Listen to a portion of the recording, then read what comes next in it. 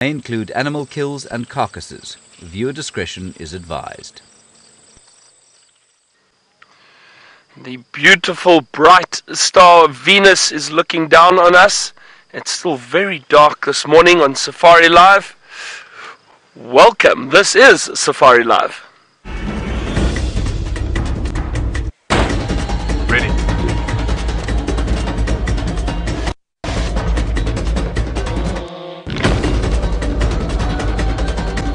Standing by.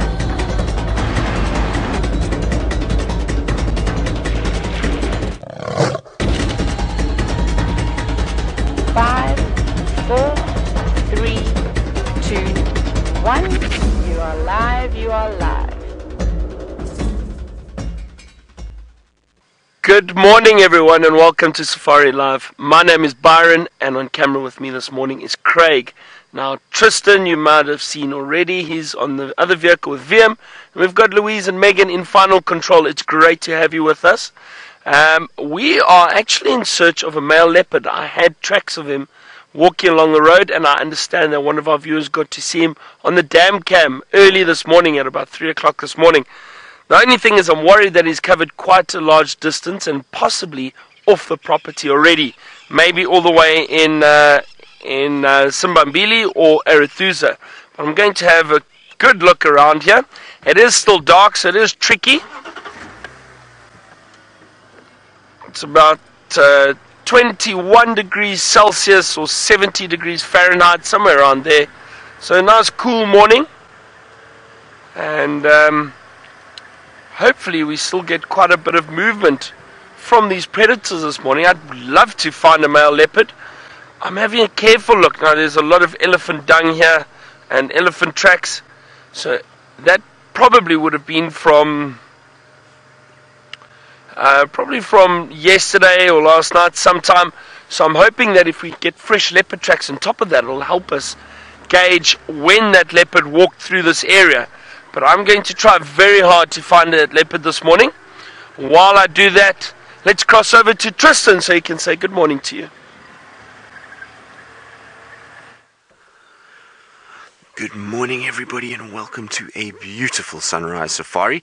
And as you can see, the sun is just starting to come up on the eastern horizon and bringing out some beautiful color. Now, as Byron said, my name is Tristan and on camera I've got VM the Wildebeest this morning and we are in search of the royal family. So we're heading down towards Twin Dams where we're going to try and see if we can pick up any tracks or any sign. We had Shongile yesterday after. Important part of this whole experience is you, the viewers, so we would love to hear from you. Please, if you've got any questions, send through as many as you like to hashtag Safari Live on Twitter, or if you just want to tell us where you're watching from, that's also alright. It's lovely to hear from everybody and to know where you all are and how things are going,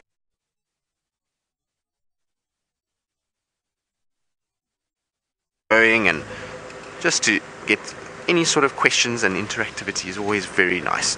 So hopefully it's going to be a busy morning.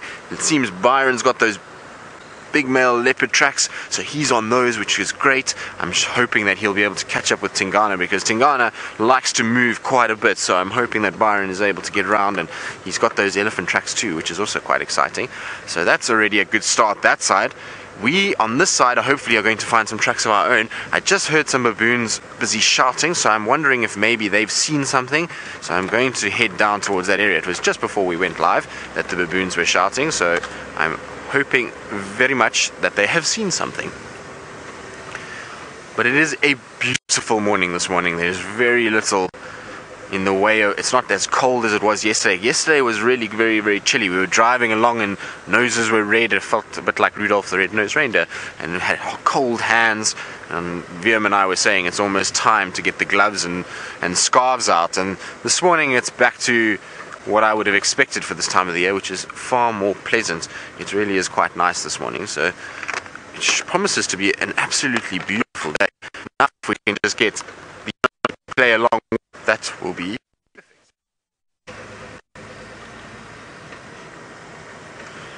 I'm still wondering if there's any sign of Karula because nobody's really seen her. Everybody keeps telling me that they haven't seen her. So down in the south saying they haven't seen her. They saw her last time, I think it was about 10 or so days ago, or something around that area.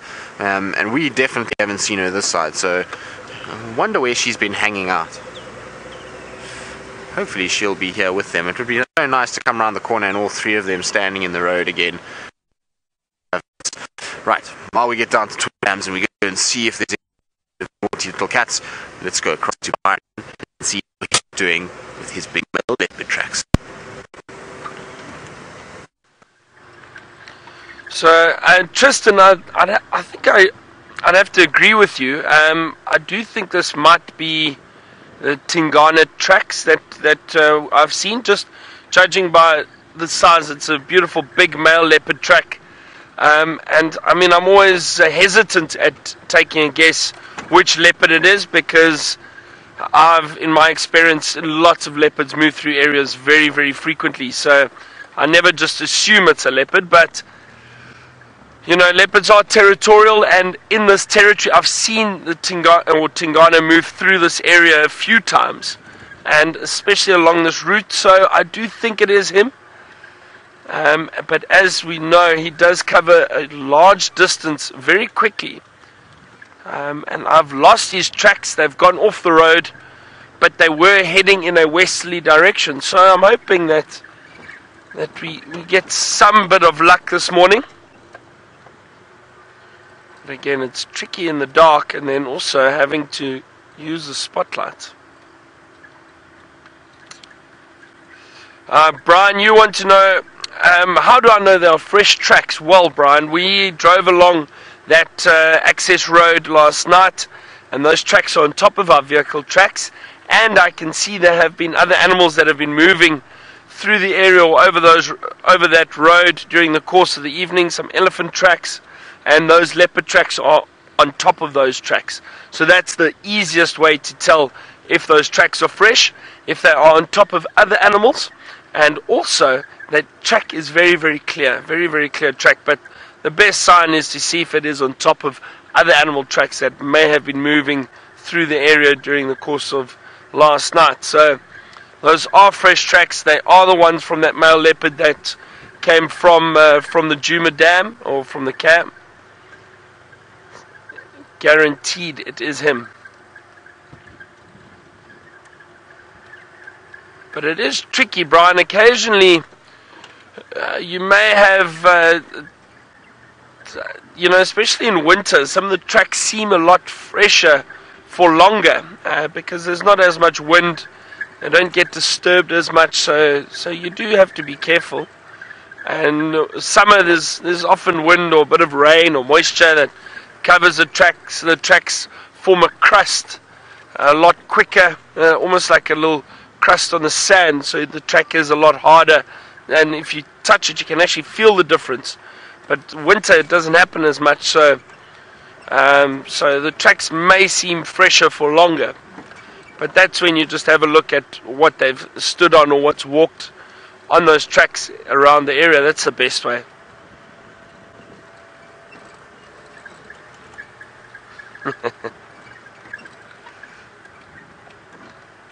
Hang on. Let's just listen for a second. Now there, Franklin, alarm calling off to my left.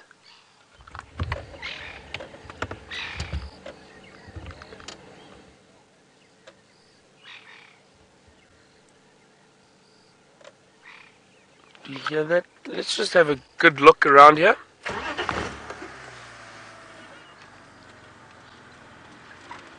I mentioned it yesterday too.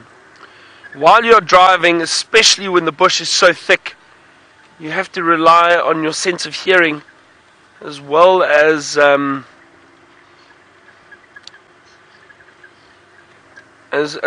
eyesight. I mean, you can't just rely on your sight to find animals. Listen out and see. Maybe you find something wandering through the bush. Let's just listen again. Can you hear that?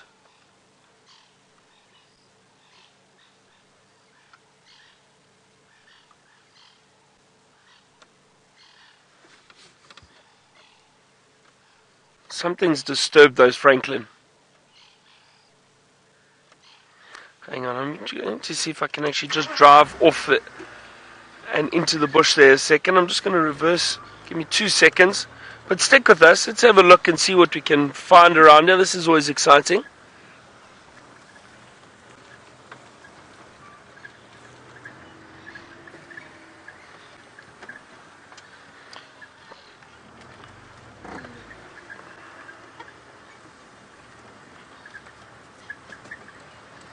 Aaron, I don't know. It's quite a difficult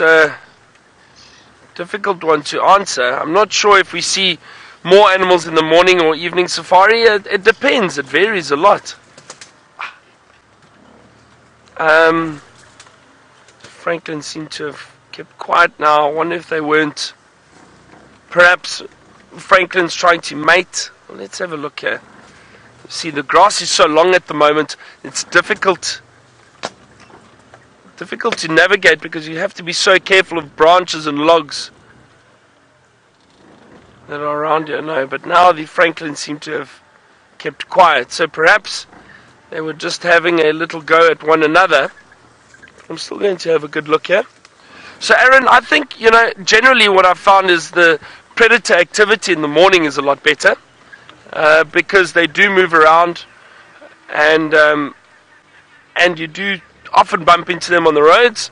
But yeah, I don't know. I think general game in the afternoons is always a lot easier because they tend to move towards water during the course of the day, especially in the heat of the day.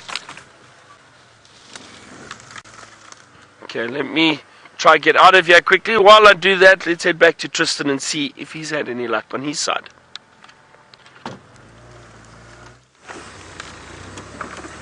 Well, we're also following up on some of our alarm calls of our own, Byron. So you've got the Franklin's alarm calling, and we've had the baboons alarm calling just north of Twin Dams. So I'm trying to check in the Mulawati to try and see any sign of Twin Dams. So there was no signs there, but I'm sure there must be a leopard here somewhere. I found any tracks here. Baboons really quite a bit, and they were shouting just to the north of us here. And like I say, I mean, we had tracks for Shongile last night, so I would imagine somewhere in here is where they've got to be. It's just a matter of finding them. The problem is that it's still very dark and gloomy, so seeing tracks is not easy at all. So we've got to kind of keep our wits about us and look and see very carefully where we're going.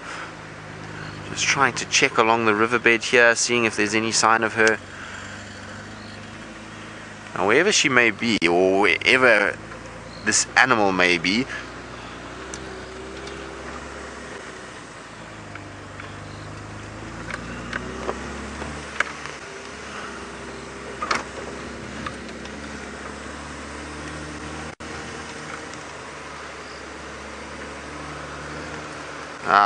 so there we go. Sorry, I was battling a bit with my comms, but Sri, you're wondering how early we wake up to do our sunrise safari. Well, it depends on the individual, Sri. Some of us get up earlier than others. I generally try and wake up at the moment at about 4:15. That means that it gives me enough time to get going in the morning and get myself sorted out and, be able to have a cup of tea and kind of have a slow start to the morning and actually wake up. Some of the other guys sleep a little bit longer. Some of them will be up at 20 to 5, 4:45, and then we're on the vehicles at about 5 o'clock. Well, not on the vehicle, but we're busy checking, making sure the vehicles are all in good condition, so we make sure that their tires are all in proper condition. Oh, let me just go around. So, I think this is where our baboons are, VM. So this is where our baboons are. Now I want to see, quickly, just careful your head here, VM. Let's just check up in this tree. There we go. The baboons are here. Now they're quiet at the moment.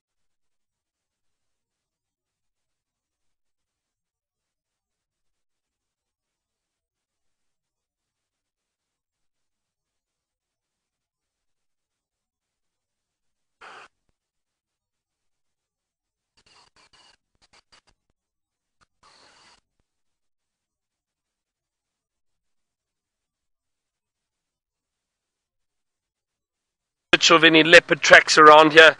But it seems like there's a lot going on at the moment. Tristan's got those baboons alarm calling. And then we had leopard tracks earlier. So the animals are out here. We just need to find them. We just need to have a bit of luck on our side. I'm going to check the boundary road between Arathusa or Simbambili, Arathusa and us. Oh, there's an elephant. That's what I heard. I thought I heard something. It's an elephant straight ahead.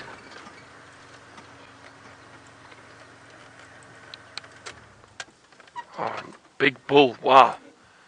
He's magnificent. Look at that. He is in a bit of must. Could just see him sweating from his temporal gland. Let me try reposition. And then what we'll do is we'll head up this road and have a look for this leopard. Perhaps the elephant can give us a hand at letting us know where he's gone. He's actually just hiding behind the tree now.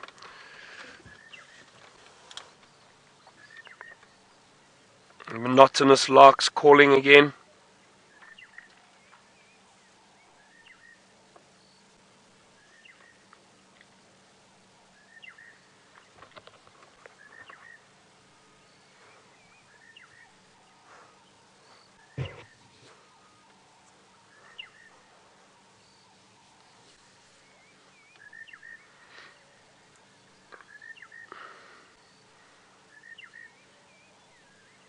It's always great to see these big bulls, but he is hiding a bit from us at the moment. Can hear the Currachone button quails calling at the moment. That woo, woo. I think, let us, you know what, while it's still very early, I'm going to leave this elephant bull and I'm going to continue the search for this leopard, because I'm hoping we get him while he's still moving around. And so let's try that. Now, I received an email from a viewer yesterday, and this, just out of interest sake, I'm not saying they're right, I'm just saying let's, we always have to question ourselves, and so they said that perhaps the animal that Tayla saw the other day was a serval and not a caracal. Now, Tayla saw it properly, I believe. So, they just said by the screenshots, it looks like they could see some markings on the body. So, I don't know. I need to have a look at those screenshots again.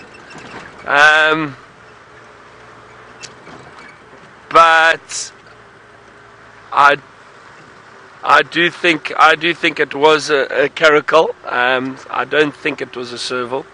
I think Tayla has seen enough caracal in her lifetime to know the difference, especially. So I'm definitely just going to have a look at those pictures again. But I've felt that whenever we get emails and that from viewers, we always try. A lot of elephant moving off to the left through the thicket. It's very thick at the moment. You can't see them, but I can hear them breaking branches. So as I was saying, just it's always nice getting feedback from viewers, and we often make mistakes out here. It's not that's part of guiding. You make mistakes, but the best thing is you just correct it. I'm not saying, but I don't think it was a serval. It was definitely a caracal that Tayla saw. She knows the difference. She had a good view of it. So, but I thought I'd bring up the email anyway.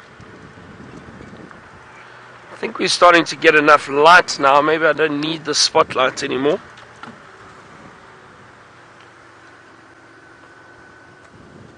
Now, Sharon, let me show you a picture quickly.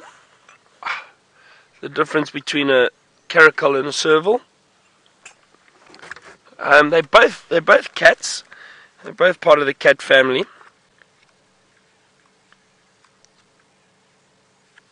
There we go. Actually, it's great. They've got them on the same page. There we go. Look at that. So the serval is hang on. Can you see with that light? There we go. Is that better? So the serval is this beautiful cat at the top. Beautiful markings. See that?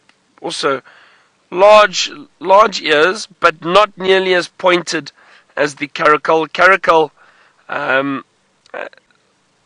they're roughly the same size, actually, the caracal and the serval, more or less.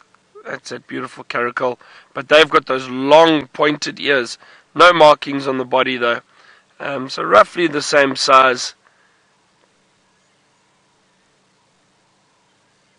But they are very, very beautiful. Both cats.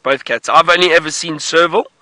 I've been fortunate enough to have some great sightings of serval, but only a few times, not often at all. I've never seen a caracal before. So Tayla was very lucky to see the caracal. And what are the chances? Tayla worked in an area known as down in the Eastern Cape, so the southeastern part of South Africa, where you do get a lot of caracal, and she's seen plenty of them. So I do think I need to make a trip down there into that area and try and find a caracal for myself.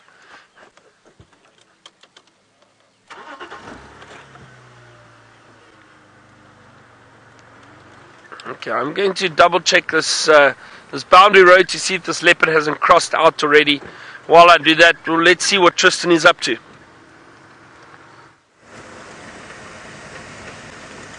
Well, we're still on the lookout for any signs of these leopard tracks and to see why these baboons were shouting. Unfortunately, we had a little technical glitch, a little gremlin in the Mulawati, so I do apologize about that. But I was sitting with the baboons and they were all facing southwards, so I've just come round now out of the Mulawati and we're heading back down towards the south to try and see. The problem is the baboons are right on the top of a very tall jackalberry, so from there they will have a massive view and their eyesight is really good, so they could be seeing leopards that are way in the distance, and that's why they were shouting. So I'm hoping that they are on our side, but they could potentially be in Little Gowrie. It's not far from Little Gowrie, and that is where Hosanna was yesterday afternoon, so hopefully it's that they are coming this way and that they are moving. But when baboons start shouting at leopards, then generally leopards will turn and move the opposite direction. They don't like dealing with baboons, particularly two young leopards. They don't have the confidence to be able to know that they can dominate baboons, and I've actually seen many a leopard being chased by baboons, particularly females. The males tend to get away with it. Once they get a bit older and bigger, then the baboons tend to leave them alone because of the size of them. But the females, the baboons as a troop, and all those big males that are within the troop are able to actually dominate leopard quite a bit, and they chase the female leopards and can be very dangerous towards younger leopards, even the ones that are the size of Shongile. So hopefully that's not going to deter them from moving towards where we are. Now it's going to be interesting to see where Tingana ends up too.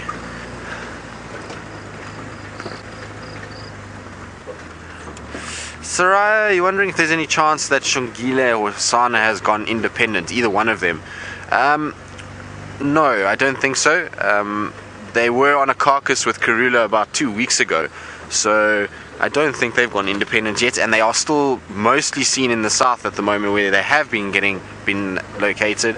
They've been together, so they're still with one another. Karula might be starting to now wean them off and try and sort of not spend nearly as much time with them in sort of preparation for what she's going to do and to carry on, but I don't think she's left them just yet. I think she's potentially starting to mate again, but that doesn't necessarily mean that she's going to leave them just yet. Salahesh, the female in the west, I watched her. She, even with her cub Tiani, her latest one, she mated I think 3 times over a period of about 4 months before she actually left Tiani and left it to her own devices. So it just depends on the female, but I don't think so. No, I think that's, yeah. So Viam's also saying that he can smell leopard urine, and I can too. So I'm trying to see if there's any tracks. The only tracks that I've found so far are for hyena, but maybe Viam, you can see that side for me. Anything your side, Viam? Now, yeah, hyena is the one we've got as well, Viam, on this side.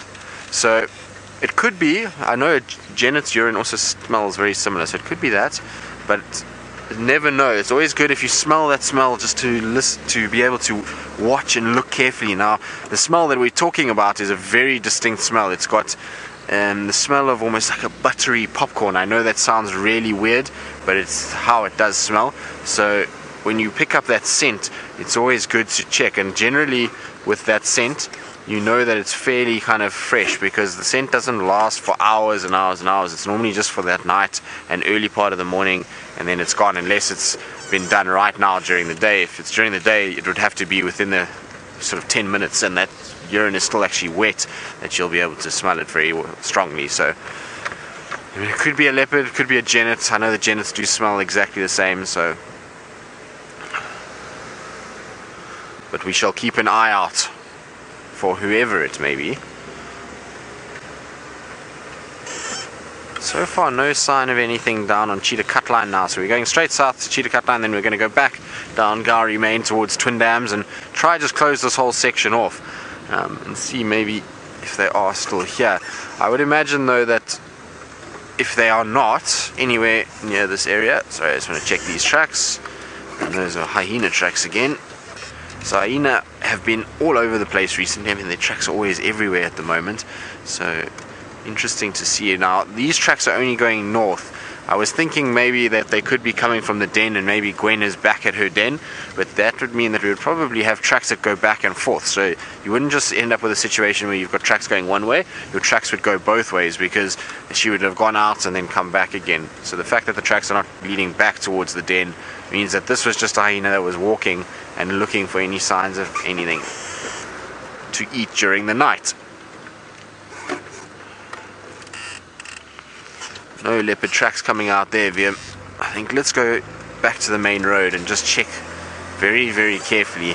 When we came on the main road earlier, it was so dark, it was difficult to see tracks. Even with the lights that we've got, you need a little bit of sort of light to come from quite a height to give you a bit of contrast, and it really becomes very difficult. You can see now the road almost looks very smooth.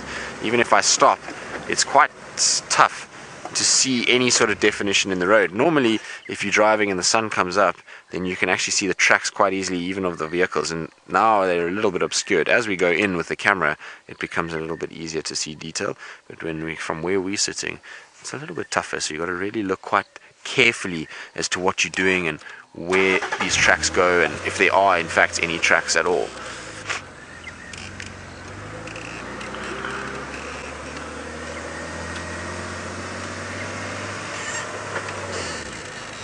There's our ever-present monotonous lark calling away in the distance. They've been non-stop the last few weeks. I wonder when they're going to leave. It's an interesting one. Maybe we should, amongst us, have a guess. I'm going to go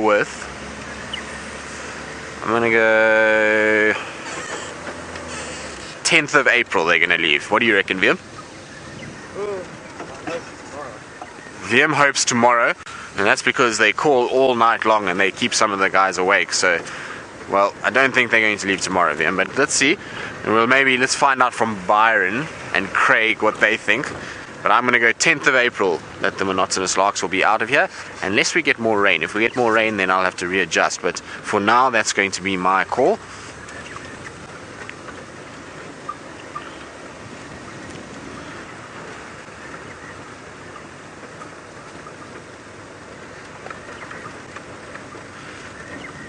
Melissa, very good question. You're wondering if birds in the area do an alarm call at us, or do they only alarm call for predators? Well, no, they do alarm call for us. So Rattling Cisticola is probably the best example of this. As you walk along, and it's probably the first bird call you learn as a guide, because there we go, it's calling there. There it is, sitting on top. You see it there, Viam? So this small little tree here, just on top with this little stick there. There it is, on the top right of that bush. There we go. So there's our little Rattling Cisticola, the bird we were talking about right now. These guys, when you start walking, as soon as you walk anywhere near them, they start to make this alarm call and this zitting and lots of chirping at you, and so you learn their call probably quicker than all the others, because you pretty much get it rammed down your throat all day long. And so they definitely alarm at us. There are other birds that do it too. I've heard francolins doing it. When you walk and you disturb a francolin, it flies up and it makes that alarm that Byron was alluding to earlier with the leopard. So there are a number of birds that do it. So Now, the reason why they do it is because you're disturbing their area and you're flushing them out, so that they feel like they're being chased. It's not that we actually have preyed upon them in any recent history, although back in the day we used to. So if many years ago, before there was things like shops, birds were part of the diet. And funny enough, it's an interesting thing that they used to do. Now, Byron last night had a garden orb web, and that garden orb web spins that massive web, and so do the golden orb webs. It was a beautiful lilac breasted roller. Are you going to land right here for us? A bit difficult because of the light, but there he is. Sorry, Viam, not in an easy place at all. It's just hidden by those branches, but you can see a little bit of the coloration underneath, and it got itself a little insect, and that insect just got devoured. Now the problem is if I start, it might fly away, but let's see. Let me try and see if I can get us into a little bit of a better position so you can see it. No, there it goes. Sorry, I knew that might happen. There we go, Viam. So nicely out in the open now. Now you can see those colors beautifully. Those deep blues on the edge of the wing, the turquoise around the rump, and then that lilac breast. Just absolutely beautiful birds. Can you also hear the button quails? So the button quails are quite numerous at the moment. They are everywhere, and I know Byron managed to actually get one yesterday, which is pretty good. I haven't managed to get one on camera. I've seen quite a few of them as we've been driving along the roads, but I haven't been able to get one on camera. So for him to get one was very good, very, very good. Now, I was talking about our garden orbs and golden orbs. They build these massive nests, or webs should I say, and you'll find that the people back in the day, when they were hunting and looking for birds, what they used to do is they actually used to try and chase birds towards sort of well-known prominent nest websites, so that these birds would fly and they would actually get stuck in the web, and then it would be much easier for them just to come and grab the bird off the web. And it's a pretty incredible and ingenious way of hunting. There's very little effort that's involved in that, and it's amazing that the spider's web is strong enough to trap these small birds and be able to keep them within their grasp and be able to, you know, even I've seen some of them try and feed off birds, so it's pretty insane. But back to the original question, yes, the birds do alarm call. It does quite a lot. In the vehicle, not so much, but on foot, massively. We get alarm called at all the time when we're on foot.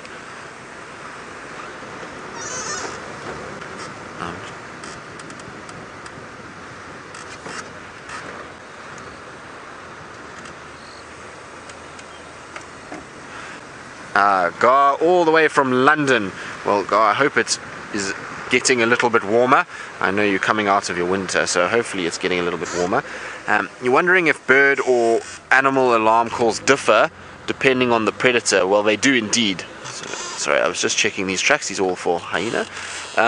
They do. It depends on the predator, especially in things like monkeys. So monkeys have probably the widest vocal array in terms of predators, and I've spent time with some trackers that actually are able to hear the difference. Now, for me, it's almost impossible. I can't tell the difference between the different alarm calls, but some of the guys I've worked with know, and they'll say the monkey is shouting about a bird of prey or a snake or a leopard or a lion, that they have little slight variations in their tone. So yes, they do. Birds, not really, so it depends on the bird. I mean, drongos have quite a wide vocal array, so they might change theirs according to the predator, but most of the birds really only have one kind of alarm call, which is generally a harsh sort of shrill, we call it spishing, so they like that kind of sound that the bird makes, and lots of bull clapping, and that's normally a sign of a predator. But it might change according to the variation of those bars, according to if it's a cat or a bird from the air, and they're able to then work it out. In terms of the other mammals, so the antelope species, no, they don't have a variation. I've never heard a variation between the call of an impala for a lion or a leopard. It just sort of, they get a lot more sort of, what's the word for it, a lot more intense when they are alarm calling about certain species. So you find with wild dog, they hardly do it because they just try run to get out of there. But with lion and leopard, it's a very intense, rapid call. So just depends in that way, but probably the best example would be the monkeys. They really do have different calls for each animal. Right, we're carrying on looking. We're still trying to find any sign of these naughty cats, and while we're doing that, let's go across to Byron and see if he's had any luck with Tingana that is better than ours. No luck just yet, and we've looked, I've searched high and low. I've been checking these roads carefully, or as carefully as I possibly could. I don't see any sign of this male leopard, so I wonder if he hasn't just disappeared into a block somewhere and is maybe hiding there.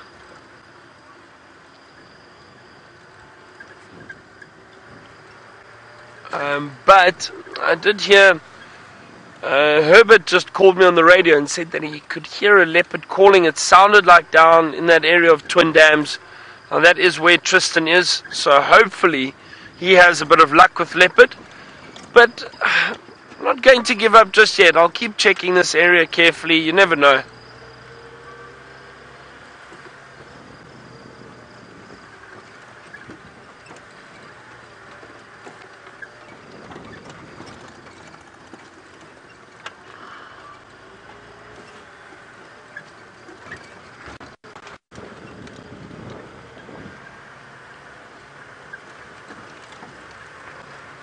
I'm now right on the northern boundary, well, our northern boundary, so the Buffelshoek cut line. Just having a look around here, see if there's anything. Also any sign of the Unkuhuma pride. Haven't seen them for a while.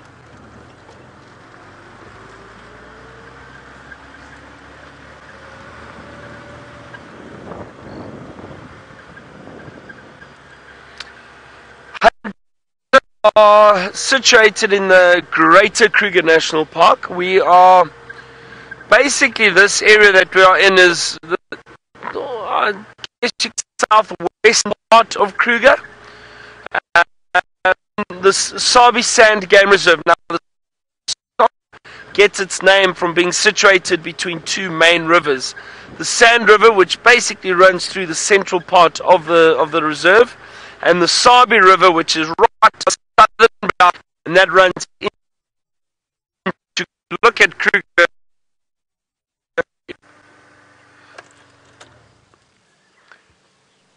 If I can explain it like this, Kruger is shaped, it's a long game reserve, and right down, probably around about here, so if Kruger runs like that, joined down in the southwest, this section over here is the Sabi Sand Game Reserve, and we are kind of northeastern part of the Sabi Sand Game Reserve, right up the northern section in Djuma. That's where Djuma is. But it is all completely open, so the animals can move freely wherever they like.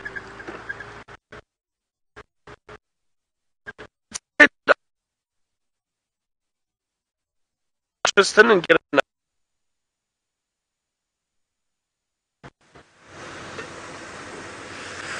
Well, still no sign of any of these kitties. I don't know where they are or what the baboons were shouting at. Although Herbie said to me now, Herbie is just getting going for the bushwalk, and he said he heard a leopard sawing around Chelapan, Twin Dam area, which would make sense because these baboons were alarm calling, but we haven't seen any tracks yet. We can't find any tracks of this cat anywhere, so I'm just going slowly. Hang on. What was that?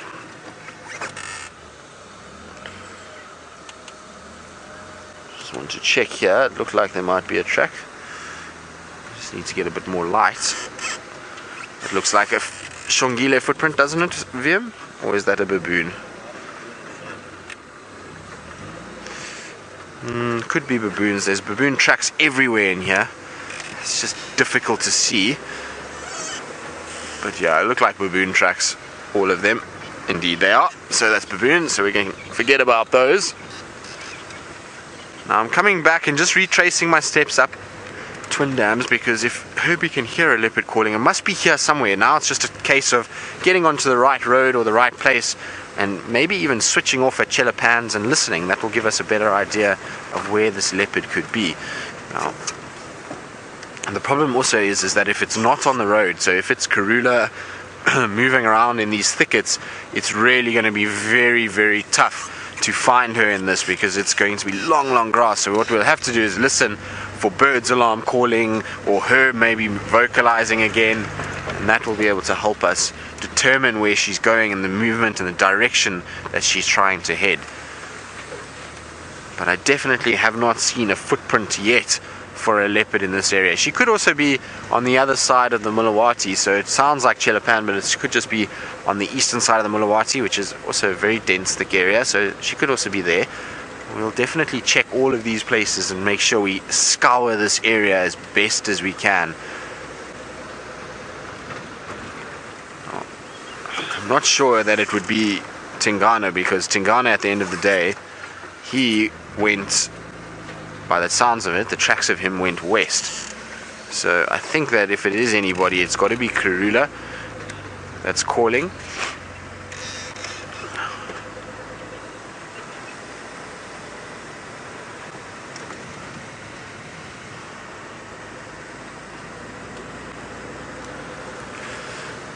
Cats, you're wondering how we tell the difference between tracks. Well, each animal's got its own unique footprint, so there's different sort of IDing characteristics for each species of animal, and then within each individual you also find that you get sort of little things that can maybe give it away as to what they are. So I used to see there was leopards that, like Mafufanyan, he used to have a very definite little scar on the bottom pad that was like an X shape, and so when you saw that in the pad, then you know it was him.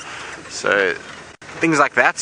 The other thing is what we use is to tell sort of the difference between tracks of the same species. So let's say two different leopard tracks apart would be one of them, so you know that the certain leopards that are with the area, and each of them are going to be of a certain size, so you know that their footprints, after following them repeatedly, are of a certain size, and therefore you can kind of roughly work out who they are. It's never 100% accurate, so sometimes I've been fooled, and because of the substrate, the road surface, it looks maybe like the track is slightly larger or smaller, and that then fools you a little bit, and you end up kind of thinking it's something different to what it actually is. So you've got to kind of pay attention to that, but that's how we generally work it out. We're able to know that males are going to have big tracks and they're going to be territorial, so if you find a big male track, then in all likelihood it's going to be a certain male that you see there regularly. So in this case, this morning, the tracks that Byron was on, it's in all likelihood Tingana. It's also a route that he walks very, very often, so we know that he likes to travel and traverse those areas, so that's why we call it as him. It could be somebody completely different and new, but I would be very, very surprised.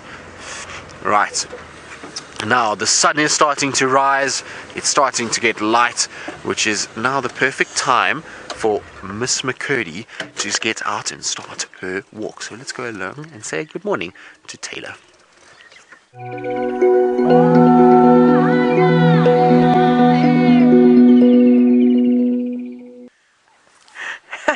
Good morning, everybody, and welcome, of course, to Bushwalk. It's myself, Tayla, here today, and then on camera we've got Jandre and Herbie is out and about scanning, keeping us nice and safe. Now, as Tristan just said, it has just become light enough for us to head out onto Bushwalk. It's getting a bit difficult now, but soon the times will be changing, and then we'll be able to go out, well, a little bit earlier, I suppose you could say. But it really is a lovely day, and we're actually just catching the sunrise as it's broken up, coming through the next layer of clouds. So let's have a look at it very quickly before I tell you what my plans are for the day. Have a look just down there. It's really, really beautiful this morning. And I can't imagine what it must have looked like on the top of quarantine half an hour ago. That must have been quite spectacular, seeing the first light.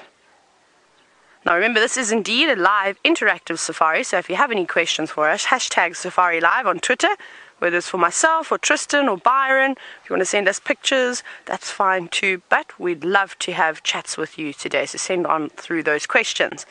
Now last night was quite interesting, as I get attacked by flies and have an allergic reaction to the grass. Just have to get lots of marula cambium layer today.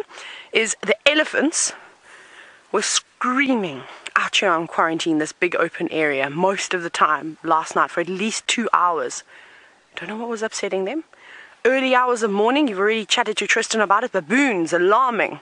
And I've been following the sound of where the baboons have been alarming. So they started about WildEarthTV Lodge, then they creeped all the way around towards Gallagher. And eventually it went from baboons, and the Impala started alarming, and it's moved all the way along. So I did see the herd of Impala that was screaming and shouting earlier. It is down that way. So that's where we're going to be heading this morning. And hopefully we'll see if there was anything moving around. Hopefully we'll be able to find it. It didn't sound like it was too long ago. And of course, we've been chatting about tracking with Tristan, and I think on foot is the best way to do a bit of tracking, closer to the ground, easier to see the tracks, and especially with this light that is going to sort of cast beautiful shadows into the track, which does make it a little bit easier to see at times. Oh my goodness, I'm so itchy already.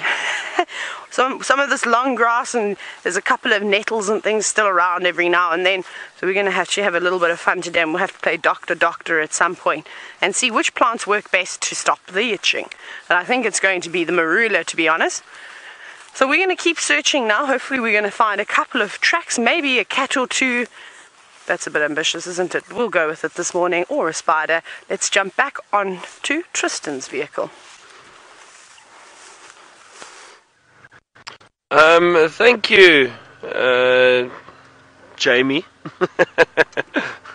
Tristan's gone AWOL.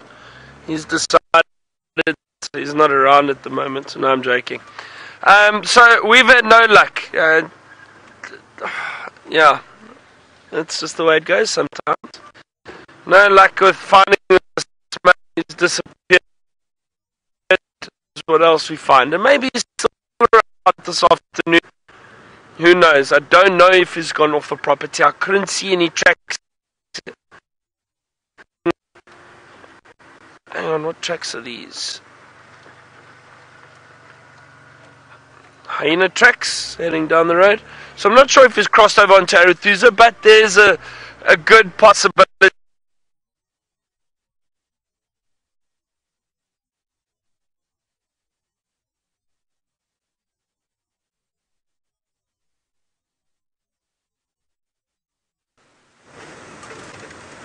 Well, welcome back, guys. Sorry about that little technical glitch with Byron. He's saying that he's battling with the leopard tracks, and so are we. We found no further tracks. Even though Herbie heard this animal calling, we haven't been able to find any sign whatsoever. I've driven so slowly to try and check and make sure that there's somewhere there. Maybe she's inside the Mulawati. Hello, little Impala. Did you just alarm call? Or did I make that up in my head because I'm desperate to see these leopards? There we go, there's one out in the open. No, they look very relaxed. They're not too worried about life. But isn't that a beautiful male? You're in fine condition, young sir. The males really look really good at the moment because they haven't started their rut yet. So they've been feeding and they've been training and doing some sort of practice runs and clashing horns every now and then. And they really are in the best condition they possibly can be at this time of the year before the rut starts. As soon as the rut starts, they then completely lose focus on what's important, and they try and just chase one another around, and females, and they don't actually focus on feeding very well, and so that's why they end up losing condition, and they become a lot thinner, their necks become a lot smaller. So it's really the best time now, if you want to appreciate a male impala, is at this time of the year. Now, they are looking southwards quite heavily. I wonder if maybe something wasn't a little bit further south. But let's just carry on this road and see. We are in an area where it could potentially, if that leopard could have called. It's very difficult to pinpoint an exact point that a leopard calls when you're far away. So you must remember that Herbie's heard this all the way from WildEarthTV, which from here is quite a long distance. So you've got to, I mean, he's giving us a general idea, a general rough area. So we've got to now try and figure out where exactly that is and where this leopard was calling from. But given that the impalas are not that spooked, they're alert because I'm sure they've heard these baboons call this morning. They're not very spooked though, so I don't think that we need to be too concerned about this area at this stage. Had they seen a leopard this morning, they would have, as soon as the car arrived, they would have been really on edge. They might even have snorted a few times because they think maybe we're with that leopard. So it does happen that way sometimes. But still no sign in this area whatsoever.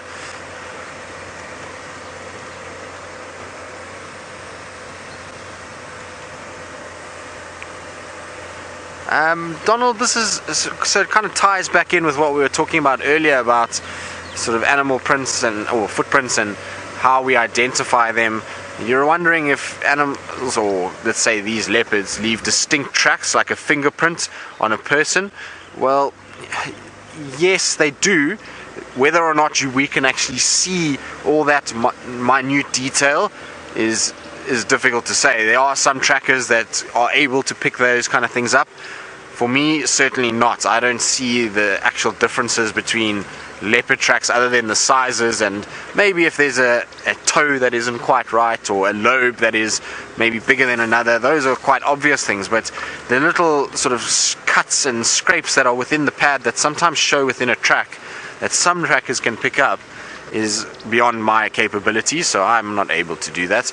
I just don't see it. But other trackers, like I say, they can show you that there's this little cut which would make it this particular animal, so they really are able to work out. And so each cat, as it's walking and moving along in its life, it's much like us as people, is going to have some sort of damage to its foot. There's going to be little cuts and scrapes that happen, and that will all dictate that foot then eventually gets some sort of marking on it, and in the track it should be visible on the right kind of substrate. So I suppose, yes, they do. They all have their own unique footprint. Also, the angles of the toes, angles of the lobes, angles of the pad itself will all be different. Right, so Miss McCurdy is out. She's on foot. She's walking. And she says she's got some golden covered animals to show all of you. We do indeed. It's our favourite herd of wildebeest who are alarming at us at the moment. They don't seem to be too happy with our presence, but that's all right. This is how the habituation process starts. Now, whether we are having an actual impact on these animals, I'm not certain, because there's a couple of members in the herd that are not too sure of me. Most of them didn't even bat an eyelid when we approached this way. But there was, I think, about 2 females with their calves, which will maybe explain it, a little bit more nervous than the rest of the herd. And they darted off from one end back towards the middle of the herd, well, to form a big sort of center, I suppose. And now they've relaxed, though. 1 or 2 shouting, but the rest of them have got their heads down in the grass, munching away. And I'm sure that they are missing their partners in crime, which is the McCurdy-Hurdy, the group of zebra. Because as you all know, zebra and wildebeest have the most divine relationship together, the most amazing symbiosis where the wildebeest will follow the zebra after the zebra have come through and munched up on all the long grasses. But I'm sure they'll be fine. Should we try and go a little bit closer? Let's see. Now, Maria, you've actually asked if there's been any news on the McCurdy-Hurdy. No, there hasn't. I saw a couple of what I thought to be a couple of members yesterday, very early in the morning, just as show was starting. But unfortunately, I couldn't find them again. So I think that they'd just taken refuge in a very thick block. But maybe we'll get them today. We'll just have to have a look, of course. And I don't know where the other zebra is. I'm starting to lose a little bit of hope now, sadly. I think that possibly, and I don't think actually Jean-André has seen the images yet of the zebra that was attacked by the lions, and I don't know if it has survived, because I think we would have seen some evidence of it. So whether it was infection, whether it was lions again, whether it was hyena, we don't know until we can find the carcass and have a look at it.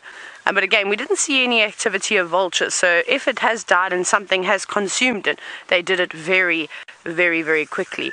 Because yesterday was beautiful, perfect, of course, weather for all the eagles, for the battliers, the tawnies, and then of course the vultures to take flight and catch the thermals. You see, look at this. So my approach with herbivores, and it's just something that I've learned from, and this is of course my opinion, and everything that we tell you out here, you're basically living through the eyes of the guide. So myself, Tristan, Byron, Jamie, Steph, Brent, you name it. And When it comes to plains game, so just general animals, not big game like buffalo or not wildebeest, I'm trying to say elephants and lions and leopards. The rest of the herd is actually running in at the moment. Don't hide. Because as soon as you start to hide, you're just behaving like a predator. Why are you trying to conceal yourself? What's going on? What's the problem here? So I talk normally, and my normal is shouting for most people. And then I don't hide myself. I make myself standing out in the open so they can see where I am. And then, of course, the most important thing is to try not walk directly towards them. So we've just come a bit closer, and I'm going to change angle completely. And I'm actually going to head at a 45-degree angle to the animals. And it seems to work quite well already. They're not so bothered by us. So what we'll do is we're going to just hug this tree just over here. Let's walk towards the big marula. And we'll see. They may run. They probably are going to run. They're not quite as relaxed as the zebra herd was. We were really fortunate with something like that. But as long as they keep seeing us on a regular basis, I mean, our goal is not to be able to reach up and touch them. That's not what we're doing at all. We just want them to be comfortable with the presence of humans at a safe distance for the wildebeest, a safe distance for us. So look, there they are. They're standing at us, staring at us. Couple is snorting. Big bull is coming from the back, just keeping watch, making sure that everybody is, well, where he can see them.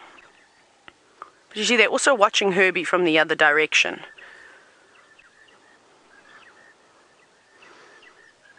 This is so beautiful.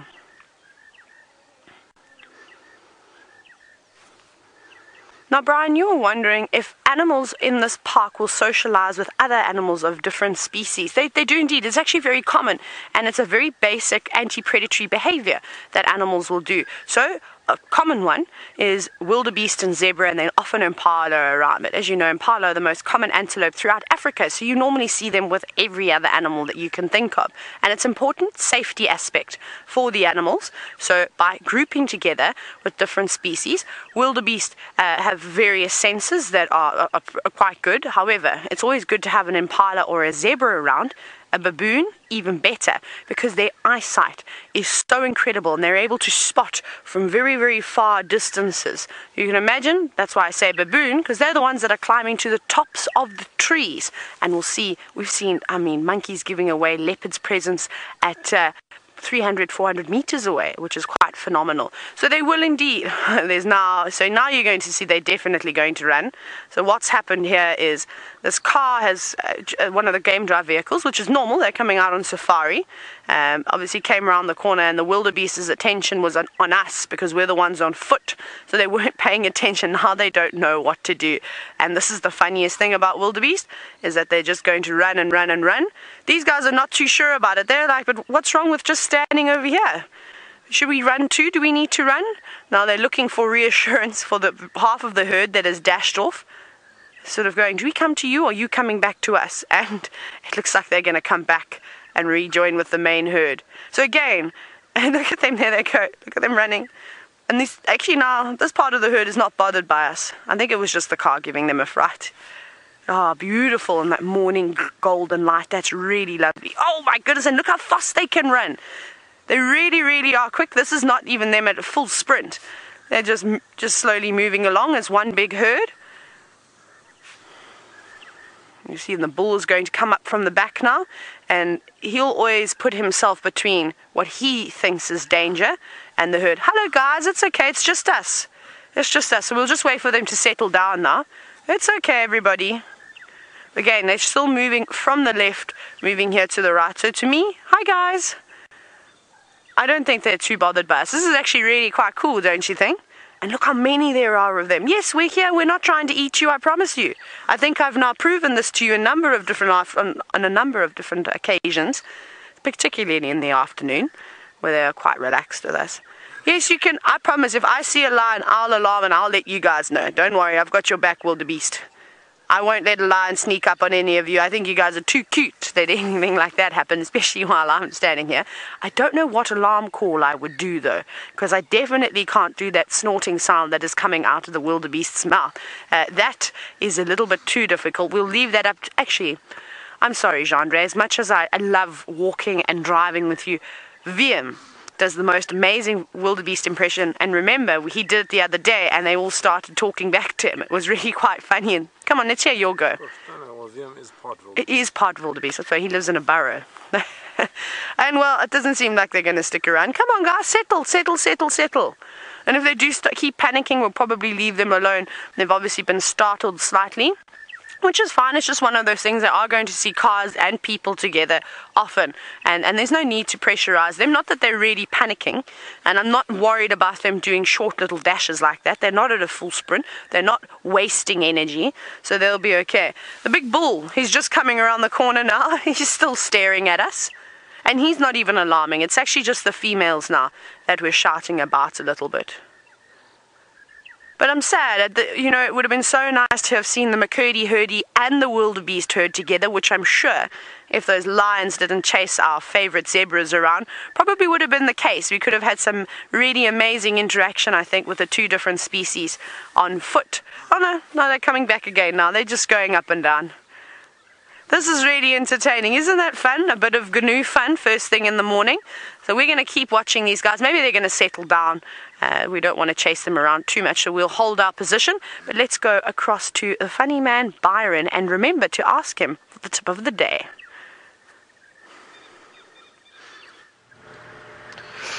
Tayla, it sounds like you had a wonderful sighting of those wildebeest running through the long grass there.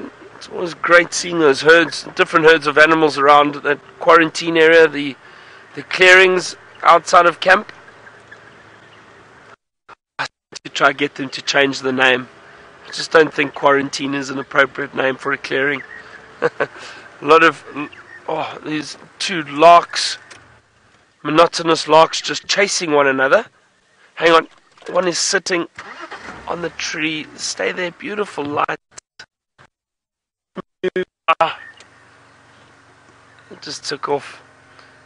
Monotonous larks everywhere at the moment. Tristan was talking about it too, and I think he mentioned, or he wondered when we think they would leave. No, I don't know. I give it another 2 weeks, I think, and then they might be gone. That's what Tristan said.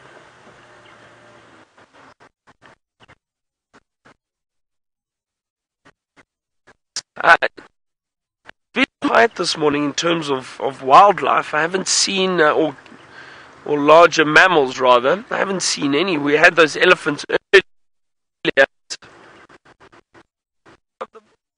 Times things change, but you never know. We could potentially find a pangolin soon, maybe.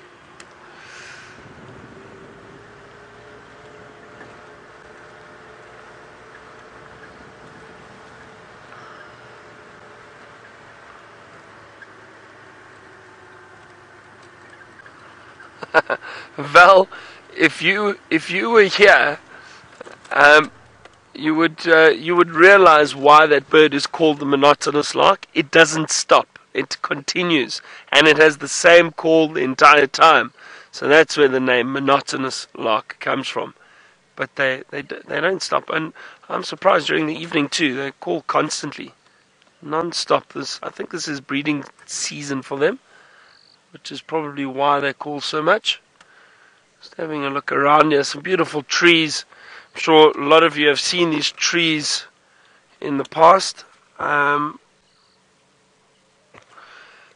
a beautiful torchwood right next to me, just to my right, or green thorn. A lot of you have seen that. There's marulas.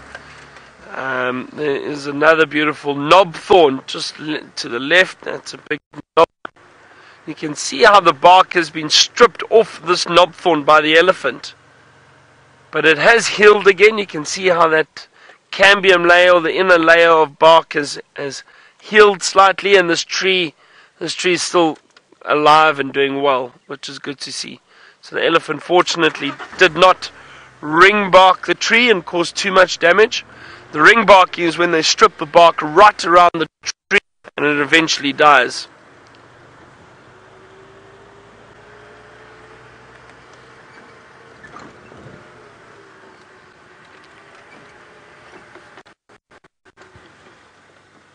Just saw one of those little quails jump up but drop down into the long grass again. I was so excited to see it yesterday. I hope some of you were with us, because it's not often to see these. Down towards Chitwa. Let's head over to Tristan.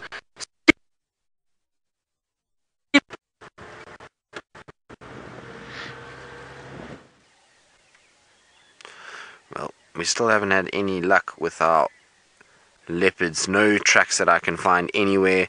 We've looked everywhere, but what we do have is a very pretty red-backed shrike in this beautiful golden morning light. Is that not spectacular? Look at how the red on the back is really popping out. You can see the wings are moving a little bit, and this little bird is all puffed out because it's cold, so it's trying to get a little bit warmer. So they puff their feathers just to trap a bit of air against the body and warm themselves up a bit. But very pretty. Oh, morning. Feel like that for a bird is the way we are when we stretch in the mornings to wake up. Is this exact same as this red-backed shrike fluffing its feathers like that and just ruffling everything up. It's kind of stretching and getting ready for the morning to carry on. Now these guys also won't be here too much longer, although the red-backed shrikes generally out of our migratory birds tend to stay the longest. They're normally the ones that kind of are a bit more tolerant of the change in temperature and the coolness that comes, so they end up staying normally until sort of end of April, sometimes even into May if we get late rains. So we'll still see them for a little bit, but the rest of the migratories definitely are far less than what they were. There's almost no woodland kingfishers to speak of. You don't hear them calling nearly as much anymore, and the cuckoos are all but gone as well. So the migratory birds slowly but surely are disappearing. But wasn't that beautiful in that light? Spectacular. It's always nice to appreciate these birds in beautiful light like that. So like I say, no sign of the leopard at this stage.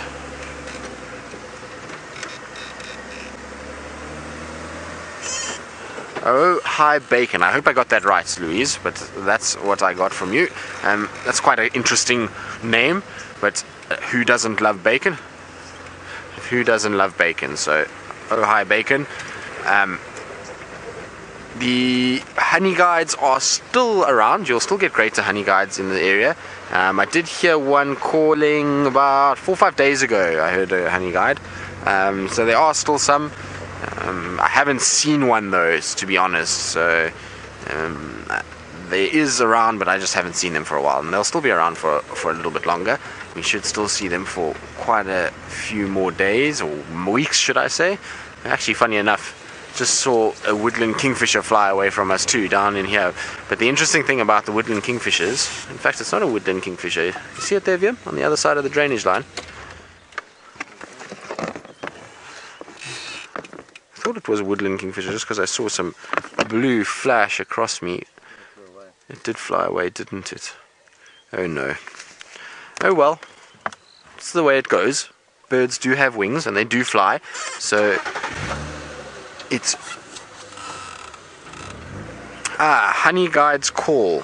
Well, it depends which honey guide we're talking about, but the greater honey guide, which is the one we see the most in this area, it sounds like the following. Hold on 2 seconds while I quickly do this. Where's my bird app? There's my bird app. Greater honey guide. They basically sing a song saying Victor. So that's how I always remember it, is by going Victor. There we go. Okay.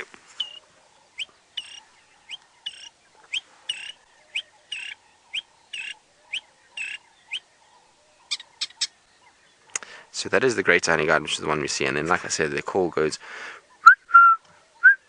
and basically says Victor, Victor, Victor, and that's how you know it's them. And they're really amazing birds. Now I have followed honey guide to honey before. It's quite incredible. You think that it's a made up story and that it doesn't actually work, but it does. I've followed birds and they've taken you to honey. Now the trick is, and the belief around this is that a honey guide is a very clever little bird, and so you follow it and it will call and it will take you to the honey. And if you go there and you get to the honey and the bird is there and you take the honey and then you go, the next time you come, that honey guide is going to lure you to danger. So it's going to take you to something that is dangerous out because you didn't give it any honey. So whenever you get led by a honey guide and you have a honey pot, you take some, you've got to always leave some for the honey guide so that it is able to get its fair share and be able to survive off it, and then it will be your best friend and it will take you time and time again to different honey hives, or to hives should I say. So that's the belief around it, and I suppose that's a fair enough call. I would also be upset if you had to lead somebody through the bush to this banquet of beautiful honey and then not get anything out of it. So fair on the honey guide then. Right, still no sign of any leopards, no footprints, no further calling that I can pick up. It seems like the baboons have walked everywhere. Everywhere I've driven has just been baboon tracks, so maybe they chased our leopard this morning into some thick bush, and that's why we haven't seen anything. But I am still hopeful. I am still checking ever so carefully, trying to see if there isn't maybe a leopard's going to pop out on top of the tracks of our own from this morning, and so we will keep persevering and trying to see what we can find. I was also thinking that I'm in the area quite close to the hyena den, so I'm going to go just pop in at the hyena den too and just see what they're up to, see if the little ones are out and about in this beautiful morning light. It will be very nice if they are out, because the light will be perfect. It'll hit that den site perfectly and they'll look very, very cute in that morning light. They tend to get this kind of rim of gold around their sort of darker fur, and that contrast between those lights is very, very cool. So I'm going to try to see if they're there.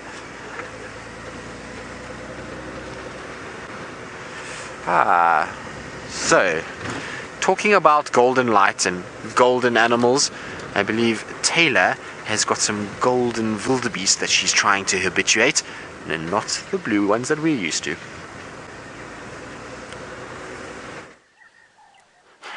I suppose, yes, you could call them golden wildebeest at the moment, but they're still the blue gnu. Don't worry about that. They haven't transformed into anything else. But sadly, they're not as relaxed as what they were just a moment ago, but that's okay. So we're going to have one last little view at them, and then we shall leave them alone for the day. But you know who's not frightened? It's actually the bull. He's right here. Oh, look, he's rubbing himself in a mitre drain at the moment. There you go, look at him. And that just shows you how relaxed he is with us. I'm just going to sit here. I'm going to rub my face on the ground. And now I'm going to have a dust bath to keep away all of these biting flies. And it's funny how wildebeest will sort of headbutt the ground. And if you're wondering why that is that they've got those massive preorbital glands just below their eyes. And that is one of the main ways that wildebeest will mark territory. So whether they're rubbing their faces on, well, a tree or piece of grass, but they also put their heads down in the ground just like that. And he's very busy. He's constantly re-establishing his territory, and even just as he's walking through the long grass, he's going to pop up behind the sapple leaf now. There he is they've got something called a pedal gland, which is a gland situated between their hooves. So as they're walking as well, they're also scent marking. And I think that that's quite a nice, unique adaptation. Now, wildebeest, funny enough, have got a very interesting smell to them. And yesterday we were chatting about the smells of giraffe. There we go. Watch him how he marks. He rubs his face in between the leaves, depositing that sticky secretion onto the tree. And also, sometimes it does make for a great scratching post. And you can imagine all the ticks do gather between the base of the horns. There is a section of skin that is exposed. And that must be a very, very itchy. Maybe we'll actually go and have a look and see if we can find any of that secretion on the tree. But as I was saying, is that wildebeest have got a strange smell. And of course, as you know, when you go out on a date, whether it be with a lady or with a man, everybody wears cologne or perfume to smell nice. So I wonder if with wildebeest, if that's one of the reasons why they smell like that. Perhaps that burnt butter that has been sitting in the sun for a week, that's the smell that it reminds me of. Perhaps that's enticing to the wildebeest ladies. Me, not so much. Come on, dig boy. Loosening up the ground again as he scrapes that scent, depositing on the ground. And then I've also read that that of course it can act as in the case of, particularly with giraffe, it actually acts as also a parasite repellent. So perhaps that smell has got something to do with the wildebeest too. We'll have to do a bit more research with that, but at the moment he's just having a grand old time. So we've definitely habituated the bull. But like anything though, stallions the big wildebeest bulls, Impala rams, they seem to be a little bit more tolerant and, well, less fear in their eyes, if you will. And when you are on walk, like I said, making sure he puts the threat, though he doesn't seem too bothered with us. I think he's realized that we quite are not a threat. We just stand around here, point something at them, and make a lot of noise.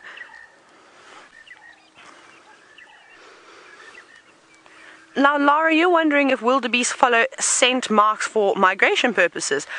Possibly. I think that's one of the ways. However, a lot of time when they are doing the migrations, there's very little things to scent mark on. It's often dry and quite arid.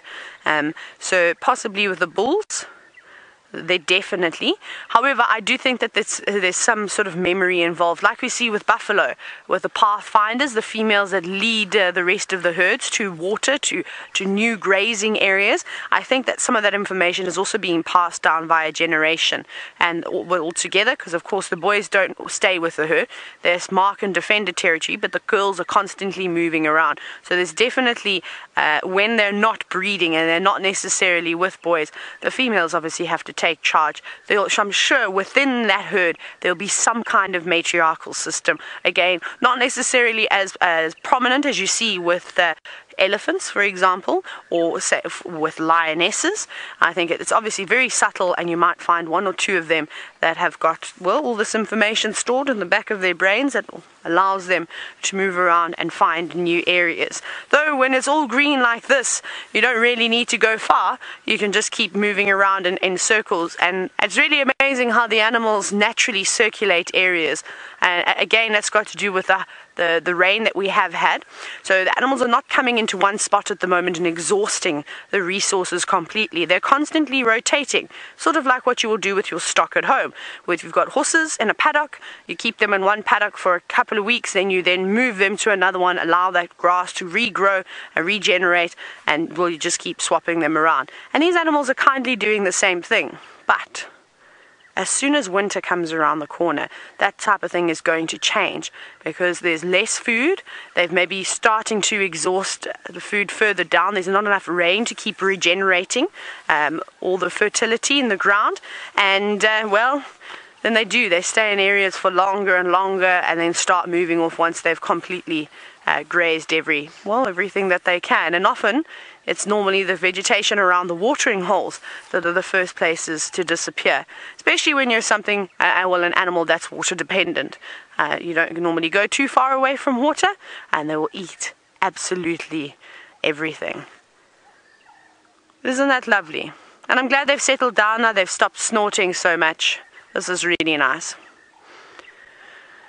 Now, Tom, you're wondering if a wildebeest will charge you under any circumstances. Of course, any animal out here, a warthog, an impala, even a bird, may bop down and will bop you on the head. So you've got to keep your wits about you, and it's very important that you don't put yourself in a silly situation. So don't get in between the herd of wildebeest, because I can promise you that there's actually been many reported deaths of wildebeest attacking people.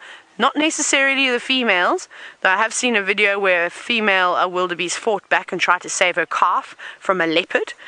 So I wouldn't want to get on the wrong side of her. But the bulls in particular can sometimes, and I think it must have something to do, these cases, I don't think they've all happened in particular wild areas like this.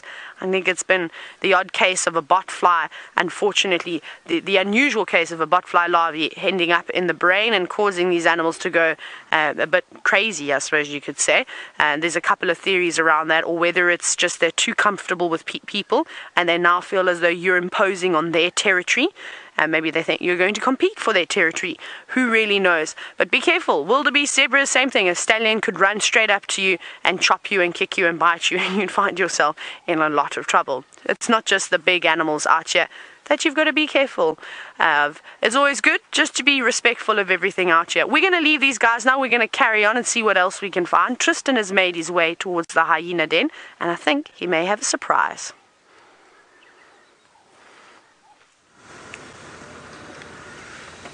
Unfortunately not, Taylor. There's very little action going on here. No hyenas, no sort of sign of ribbon or any of the little ones. So, sorry, let me grab those for you. A few spider webs, got to just make sure we get them off the lens. But yes, no sign at the den, which is a pity. It would have been really nice because the light this morning is spectacular. So it would have really been good to have the hyenas out and about. But alas, they are not. Maybe they were out and they've gone back in the time it's taken us to get here this morning. Now, I believe Tayla was chatting about dating advice. Now, I think we've got the most qualified member of the team with us at the moment when it comes to dating advice. So, Byron Sorrell on the other vehicle, I think we all need to ask him what his dating advice, maybe it can be his tip of his day, is he can tell us about his dating techniques, because Byron, if you talk to him, is the master of all things when it comes to dating. So, it would be interesting to hear his take on what advice we should all be following. Now, hopefully he will have something entertaining to tell us all. Now, it's a bit sad that the hyena den is not active. I was hoping it really would be. I love spending time with those little ones. They are very, very cute and they're so curious these days. They've got such character. They're moving around and they're playing with things. So I'm hoping that they will, in all likelihood, be out and about and play, and it's that time of the day that they should be. It's a nice warm sun after a cool start. Often the little ones are there, but I suppose if Ribbon is not back yet, then, or she was there and has left, that's why they're inside. They won't feel confident to be out without Ribbon being somewhere close by. So alas, we shall just keep persevering and keep trying and keep seeing if there's anything around. I am going to go also past the area where Herbie had so many tracks of Shadow and Cub yesterday morning, and just go and check there. You never know, maybe, just maybe, we get lucky and Shadow and her little one pop out somewhere in front of us. You've got to create your own luck, as they say, so that's where we're going to try and head as well. Other than that, I think Treehouse Dam is a good place to go and have a look. It's now starting to warm up a little bit, so maybe the Ellies are going to start coming out and coming towards some water for the morning. And then I think we'll just kind of take a little bumble around and see what else there is. And to finish off later in the drive, I'm going to do one more turn past Twin Dams just in case those leopards have given us the slip and then reappear somehow magically in that area. But I am quite thrilled that, sorry, I'm jumping around a little bit, but I am quite thrilled about Tayla's Wildebeest herd. So yesterday I saw them on foot and spent quite a bit of time with them, and if we can get them nice and habituated, it is really a nice herd. They're quite big herd, so it would be nice to see them more often. The only problem is that every time the lions walk through here, our habituated zebras and wildebeest end up being chased and being pushed out of the area. So hopefully we won't spend too much effort and then end up just seeing them being vanquished by lions, although not quite sure what those are on Djuma at the moment. I haven't seen lions for quite a while on Djuma itself. In fact, I don't think in the entire time I've been at Safari Live I've seen a lion on Djuma. Not good. So hopefully we'll start to see them coming back. It would be nice. It's quite funny. I remember a day, and I remember speaking to Brent and Jamie. 80, there we go, thanks Lou. And I remember speaking to Brent and Jamie, and they were saying, yeah, no, we're tired of the Nkumas, we want to be able to see others because, you know, just for a bit of variety, and it's been so amazing to have them, but it would just be nice to have others and to have hyenas back and to, you know, the leopards to be around more often. And it's because of the lions that the hyenas are gone, and so we would like, you know, a little bit of a break from the Nkumas and have a bit more diversity. Well, I told them at that stage, be careful what you wish for, because when the Nkumas decide to disappear, it's going to make life a little bit more difficult, and it is not the worst thing to be having lions on your doorstep every single day. I know you don't sleep nearly as much because they vocalize all night, but it really is nice to be able to go out and sort of have that confidence that you're going to be able to find these lions most days. And the sightings that the Nkuma provided through that drought period was phenomenal. There were some amazing things that happened. So, you know, you've got to be a bit careful about what you throw out into the universe in terms of karma. Now we're paying for it a little bit, I suppose. But the Nkumas do this. In the summer months, they very, very seldom spend much time on Djuma. It seems like this is their wintering grounds. They like this area in winter, And it's probably because of the amount of water here, as well as the grasses get a massive break in the summer months, because we get very few buffalo in this area. I mean, I haven't seen a herd of buffalo at all since I've been with Safari Live. We've only been seeing those few males together, so very few actual big herds, and so there's not that much food for the lions in the summer months. But in winter, the buffalo exhaust other areas, so they'll be feeding in parts of the Manialeti, the Kruger National Park, and those areas get absolutely hammered and trampled and eaten away, and this area gets relatively untouched. And so in the winter months, it's a great place for the birds. I mean the buffalo, not the birds. Sorry, I just spotted a greater blue-eared starling sitting on the... Sorry, it's not a greater blue-eared, I lie. It's a Cape glossy starling sitting on that tree in front, and that's why a bird came to the brain. But isn't that spectacular? Look at those iridescent colors. Amazing. Now, that iridescence is actually just from the sun. If you had to have a situation where that bird was in overcast, dark conditions, you would find that the feathers would actually be a more black coloration. So the feather is actually black, and through the preening oils and the way light reflects off them, that's how the iridescent shine comes back at us. But then the buffalo, like I say, come back in the winter months, and they move in and they start to feed on all this grass that is around, and that then brings the inkalhumas back into this area to be able to feed. Now I wonder how my little butterfly chrysalises are doing. Oh no, looks like we've lost some. There is a few new caterpillars, but we've definitely lost some of the actual chrysalis formation, so I don't know what's happened to them. There's not even a casing, so it's not like they've hatched. I don't know if something's come along and grabbed them. That's not good news. But there you can see, those are the one on the right has been there the whole time. Then you see there's one just behind the actual caterpillar. That was the one that we saw as a caterpillar 4 days ago. It is in a chrysalis, and now we've got a new caterpillar that's also here. That's just busy curling and starting to form. Now this chrysalis will start to form from the head, and it exudes from there, and then it starts to cover the whole body, and eventually by this afternoon that caterpillar will look like what you see on the right hand side there. Isn't that amazing? But I'm not very happy about this. I wanted my chrysalis to stay, and so I could see what these actually were when they hatched. So maybe I'll have to come out here and put up a little camera. I did say I was going to do a time lapse, but I keep forgetting. So maybe this morning this has been a good reminder, because I'm quite sad that my little ones are missing. I'll also be able to then tell who's going after them. Oh, cuckoo. 2 of them. Look like Levalen's cuckoos just flying over, young ones. So I wonder who is their mother, because they, remember, are brood parasites, so they often are in the nests of other birds. It's a shame. Sometimes you'll see robins, which are small little birds like this, trying to feed those massive cuckoos, and it just really makes for a difficult time for them.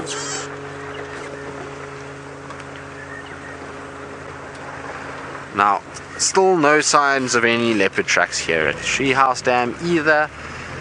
I don't know where these cats are, VM. What do you think? Little Gowrie still? Must be, VM. They're lurking. Okay, I like your positivity. We'll find them, VM. If they're lurking, we will find them. It's just a matter of checking the right areas at the right times, and we shall create some luck somewhere along the line. In fact, the last time I actually saw the royals was right here in this tree, which is, I don't even know. I think it was in February. It wasn't even in this month, so sorry. So VM is telling me that my Lou is trying to speak to me, but I can't hear her at all, so I don't know what's gone wrong. There is nothing coming through at this stage. So there we go. I got a bit of a broken message, but apparently Byron is on a termite mound, so let's go see what he's going to tell us about the termites, and remember to ask him about the dating skills. Good. Excuse me, I'm just gonna go live quickly.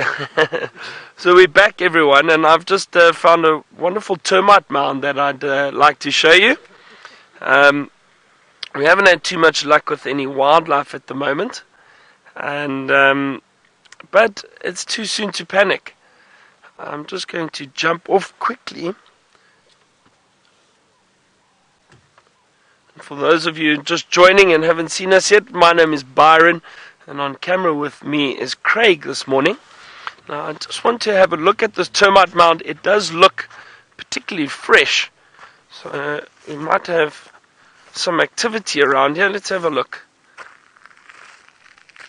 And why I say it is fresh is you can see, look at the soil, it's much darker than the rest of the termite mound below it.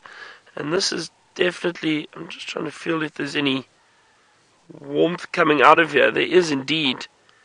Now these termite mounds, we know they regulate the temperature. The termites regulate the temperature through thermoregulation. All the activity causes heat and warmth to move through the mound. And these chimneys basically allow the air to circulate through. And on a cool morning like this, you can feel the warmth coming out. It's about 32 to 34 degrees Celsius. And you can feel that warmth coming out. But I don't see any termites on the edge of this at the moment. There are some soldier termites at the base of this this little chimney. Let's see if they... Wow, I wish you could feel the heat coming out of this one. This is quite a big hole. Unfortunately, you can't see from that side. It's about this size, the size of this chimney. But there's a lot of warmth and actually a lot of moisture coming out of here. I can feel it. It really is fascinating. I'm not going to disturb these termites. They are a little bit lower down. They're probably sitting about here if you had to see, so a little bit lower down. I'm not going to disturb these soldiers. But that fascinating, that warmth. Even if you just put your face close to it, wow, there's a lot of moisture and heat coming out of there. Also, always be careful when you do get to termite mounds, because snakes do enjoy living in there. So don't just put your face in front of a termite hole like that, or termite mound. You can hear the button quails calling around me at the moment. Lovely sound. It is a great sound. A lot of birds calling this time of year, which is great. Different birds. Birds we don't always hear. Let me just plug back in here quickly. There we go. So, yeah, we have not had any luck this morning yet with wildlife.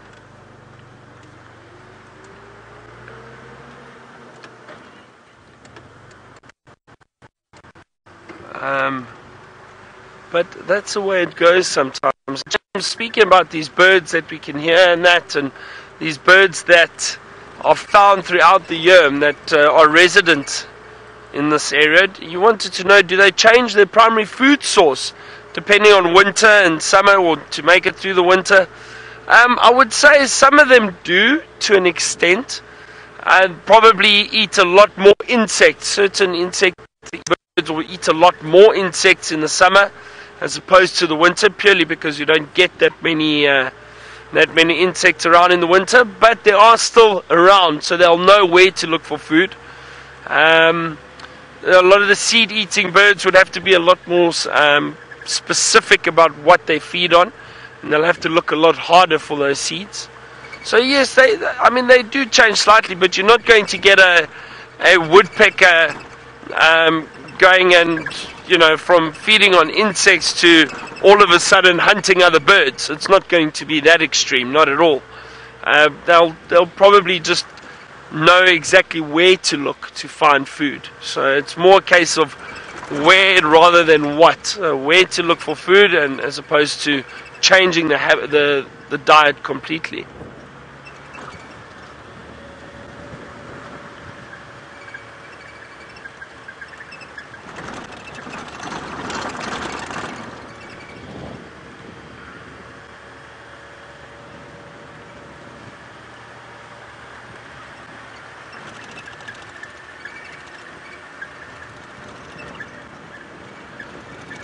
We did head down to Chitwa Dam. As I said earlier, we were going to go down there. Unfortunately, our signal at the moment on Wendy is not doing us any favors. But there wasn't too much going on. There was just the odd hippo, but quite far down in the dam. Nothing really too close.